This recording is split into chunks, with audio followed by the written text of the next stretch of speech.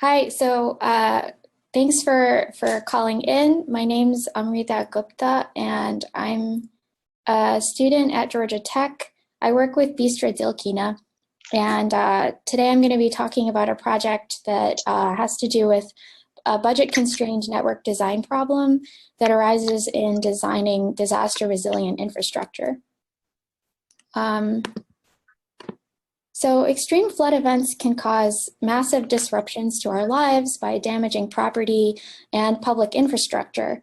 This is a scene from Houston in the aftermath of Hurricane Harvey in 2017, showing that even the interstate highways in the region were completely inundated and unusable. Unfortunately, the number of these extreme flood events has been steadily increasing over the past few decades. And not only are the floods becoming more frequent, they're also extremely destructive disasters. So in 2017, that same year that Hurricane Harvey occurred, floods across the world were responsible for over half of the deaths and almost half of the economic damage out of all natural disasters that occurred that year. So in response, governments are interested in upgrading critical infrastructure systems to withstand damage from flooding. And road infrastructure is of particular interest in this regard for a couple reasons. One reason is that road repairs or upgrades take a long time, especially compared to some other infrastructure systems. So road upgrades typically take on the order of months to even years. And secondly, road infrastructure serves as a backbone for other socioeconomic services and activity. So in order to preemptively upgrade road infrastructure to withstand flooding, we first need to estimate which road segments are at risk of being flooded in a given flood scenario. And so we started this work as part of the United Nations Data for Climate Action Challenge. I worked on this with Bistra and also with another PhD student, Caleb Robinson. And we approached this step by combining GIS data about the road network. Specifically, we worked on the road network in Senegal. And we combined this GIS data with flood depth maps to estimate maybe which roads are exposed to flooding and will likely become inundated. The next step is to estimate the impacts on mobility that these road flooding closures will have. So again, in our previous work, we did this by using call detail records from mobile phone traces to estimate travel demand between different regions. And this let us estimate potentially which roads were being used to complete that travel, and therefore which trips would become infeasible if certain roads were to become unusable. The subject of this talk is to address this third part, which is to determine which road fortifications or upgrades will maximize the mobility of the population in a given flood event. And we study this as a formal optimization problem. Our objective is to maximize the number of trips that can be completed over a fortified road network under a given flood scenario. And here we assume that an origin-destination trip is feasible if there is at least one path between the origin and the destination in the fortified road network. So this path could include roads that have been fortified as well as roads that are not exposed to flooding. And we assume also that we have a hard budget constraint to allocate towards these road upgrades. So a little more formally, we suppose we've got a road network with some roads that are predicted to be flooded. So for example, the figure on the bottom left represents the Senegal National Road Network under a particular flood scenario. Locations that are reachable from one another via the unflooded roads form a connected component in this graph. So for example, this large green cluster of unflooded roads to the west forms a connected component that is totally cut off from, say, the neighboring red connected component of unflooded roads. And So we represent each of these connected components with a single corresponding node in a simplified graph, which is on the bottom right. And then the flooded roads, which separate connected components, correspond to edges between the nodes in our simplified graph. For each of these flooded roads, we assume we also have some cost estimates for how much it would cost to upgrade that road. And we have, again, our budget for fortifying the existing road network. And we also assume we have this travel demand between pairs of locations in the road network. So our goal is to figure out which flooded roads should we upgrade in order to maximize the number of trips that can be completed in the flooded road, in the fortified road network. So it turns out that this is an instance of the budget-constrained prize-collecting Steiner forest problem, which is a generalized version of the budget-constrained prize-collecting Steiner tree problem. And so our goal here is to find a subgraph F such that the cost of the edges in F is less than our budget, and the profit of pairs of vertices that are connected in our subgraph F is maximized. And specifically, the subgraph doesn't need to be a connected subgraph, it's a forest. So are there any questions so far about how we're modeling this problem? Great. So what do we know about this problem? We know that the unconstrained prize-collecting Steiner forest problem is APX hard, and it has a 3 approximation. We also know that the quota-constrained variant of this problem has an approximation algorithm, but to the best of our knowledge, there's no approximation algorithm for the budget-constrained variant as we have here. In the past, solution approaches for the budget-constrained prize-collecting Steiner forest problem typically include either MIP models, mixed integer programming models, but unfortunately these scale pretty poorly and wouldn't work for graphs of the size of entire national or even regional road networks. Or alternatively, there's some work that uses greedy heuristics. But our goal was to leverage structural properties in the combinatorics of this problem to design a new algorithm for Budget-PCSF. So one such property that can be leveraged is supermodularity, which is a property that holds over set functions if they exhibit compounding gains. So suppose we have a set function f and a set s.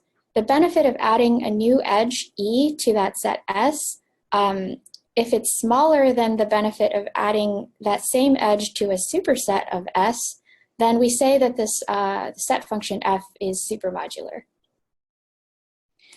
In some cases, this property might only hold over certain subsets of elements in our universe, in which case we call this restricted supermodularity.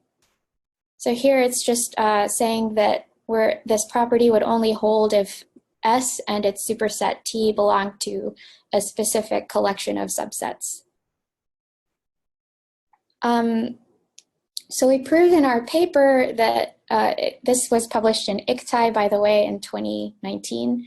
So we proved in our paper about this work that the objective function of budget-constrained price-collecting Steiner forest is supermodular when restricted to the set of forests in the graph, which is the graph matroid.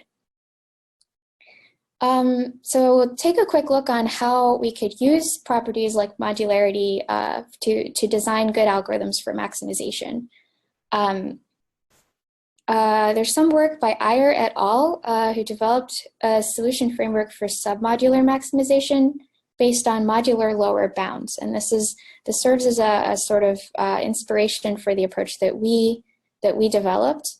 In their case, they only worked with cardinality or matroid constraints. A follow-up work by Bai et al. Extended this framework to supermodular maximization. But in our work, we're working with restricted supermodular maximization, and we're also using a different combination of constraints. We have a knapsack constraint, which reflects our budget constraint on deciding on which edges to select to repair, and our matroid constraint, which defines the sets over which our supermodularity property holds. So our solution approach is three phases. The first step is to choose an initial solution S. This can be chosen randomly. It could be the empty set, it could be the full set. We choose these randomly for this work. And then the next step is to define a modular lower bound for the objective function of our optimization problem. The modular lower bound, it lower bounds the objective for any other solution S prime as a function of our current solution S. And then given this modular lower bound, we want to maximize it so that we can choose a new solution S prime while satisfying both our budget and graph matroid constraints. And we iterate between the second and third steps, here step 1 and 2, until we converge, which means our solution is no longer changing. So the first step, let me quickly describe a modular lower bound for the budget constrained price collecting Steiner forest objective. So in Bai et al., one proposed bound is as shown here, where the bound for the objective value at S prime is the first term here is a sum of 3 terms. And the first term here corresponds to just an objective function evaluated at our current solution S. The second term deals with elements in our current solution that we're going to exclude from S prime, our new solution. And this basically gives us a pessimistic upper bound for the loss in objective function that we would get from removing each of these items from our current solution. And then the last term deals with elements that we might add to our current solution to get from S to S prime, and basically gives us a lower bound for the gain in the objective function value from adding those elements to our new solution. And there's a second bound here that we also used. We actually iterated between 2 of these bounds. We alternated between each of these bounds. And now, given one of these bounds, the next step is to estimate, to efficiently maximize the modular lower bound, subject to our constraints. So here, suppose we use a binary decision variable xj to denote whether we're including element j in our new solution S prime. So the optimization problem for one of the bounds I just showed you is encoded here in this mixed integer program, where note that there's a large number of constraints that's needed to express the need for no cycles in the solution, which is our matroid constraint. Unfortunately, this optimization problem is still APX hard. This is maximizing a modular function subject to budget and a matroid constraint. So in order to tackle this, the simplest thing that we could do is just use a simple greedy heuristic, which we call greedy MLB for modular lower bound, where we iteratively construct a solution where at each step we add the best edge for our objective, which is here the modular lower bound to cost ratio, as long as it doesn't add cycles and as long as we have enough budget to actually add the edge. We also propose a more refined heuristic called knapsack repair to solve this problem, where essentially in the first phase we disregard the graph matroid constraint, and so we're simply maximizing a modular sum subject to a budget constraint, which is just the knapsack problem. So this we can solve to optimality, or using a commercial solver is an integer linear program. And then in the second phase of this algorithm, we fix any cycles that were introduced into our solution, and we iterate, we recover those budget from breaking those cycles and purchasing more edges. So moving on to results. Here we're showing results for a greedy baseline heuristic that we used originally in the Data for Climate Action Challenge work. And then we're also here comparing our supermodularity-based algorithms for this problem using either the greedy modular lower bound to solve the subproblems, our knapsack repair algorithm to solve these the subproblems I just discussed, or just a single iteration of knapsack repair. So the first thing that we see is that with increasing problem size, our supermodularity-based algorithms are doing really well, especially in the intermediate budget ranges. And then I'm also going to show you like the performance of these approaches in terms of solution quality as well as runtime at the same time. We see in the low budget ranges, our 3 proposed approaches perform on par with our greedy baseline in terms of solution quality. But if you look at the runtimes on the bottom for the same range of budgets, we see that all of our algorithms are actually much faster than the greedy algorithm. And in particular, a single iteration of the knapsack repair algorithm is so fast that it's not even really showing up on the bar graph on the bottom. So basically, knapsack repair is extremely fast, but also delivers solutions of quality on par with the greedy baseline. And then in the intermediate budget ranges, as I just pointed out in the previous slide, the iterated approaches, so the knapsack repair or a greedy-based supermodular maximization are better in terms of solution quality while still on average being faster than the greedy algorithm. And so returning to the original problem at hand for the Senegal road network, we found that our semi-gradient based algorithms were better in terms of objective and also ran in 2 to 15 seconds, which was really quite encouraging in terms of the improved scalability of this approach compared to previous baselines. So wrapping up, we showed that this important real-world network design problem could be modeled as a budget-constrained price-collecting Steiner problem. And then this can be solved using restricted supermodular maximization.